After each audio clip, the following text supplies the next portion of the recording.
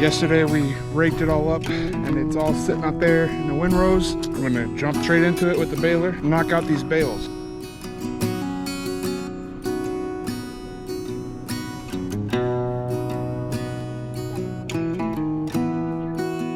Just wrapped up baling.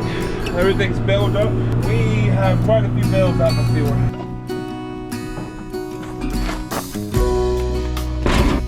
333 bales.